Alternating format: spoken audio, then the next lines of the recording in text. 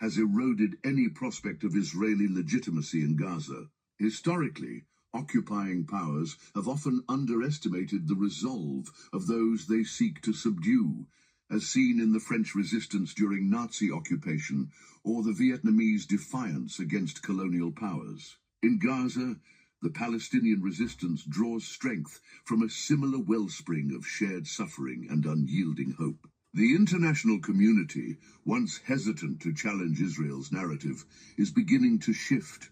Three key European nations, Britain, France and Germany, have taken a historic stand, publicly condemning Netanyahu's starvation tactics and aligning themselves with the Palestinian cause. In a joint statement, their foreign ministers declared, Israel has now fully blocked the entry of humanitarian aid into Gaza for over 50 days, a move they described as intolerable.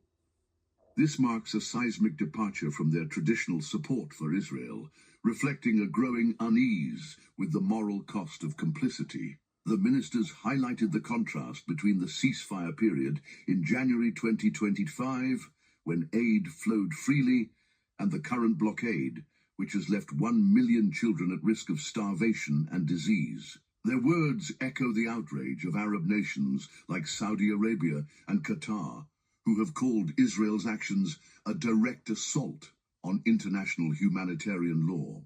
This European pivot recalls the slow but eventual global condemnation of apartheid South Africa, where sustained pressure from Western allies helped dismantle an oppressive regime. Gaza's plight is forcing a similar reckoning.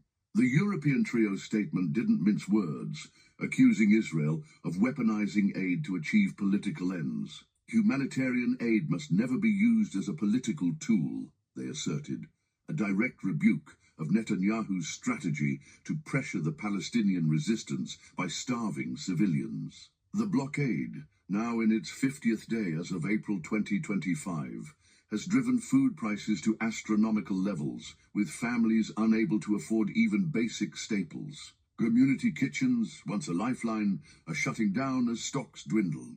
This deliberate deprivation mirrors historical sieges, like the British blockade of Germany during World War I, which caused widespread civilian suffering to weaken military resolve. But unlike those distant conflicts, Gaza's crisis unfolds in real time, broadcast to a global audience that grows increasingly horrified.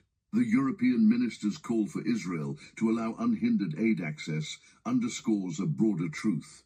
Starvation, as a tactic, not only fails to break resistance, but galvanizes international support for the oppressed. Netanyahu's government, however, remains defiant, doubling down on its narrative that the blockade is necessary to neutralize the Palestinian resistance. Israeli officials, including Katz, have falsely claimed that resistance fighters hoard aid, a charge vehemently denied by Palestinian authorities. This rhetoric serves to justify the unjustifiable,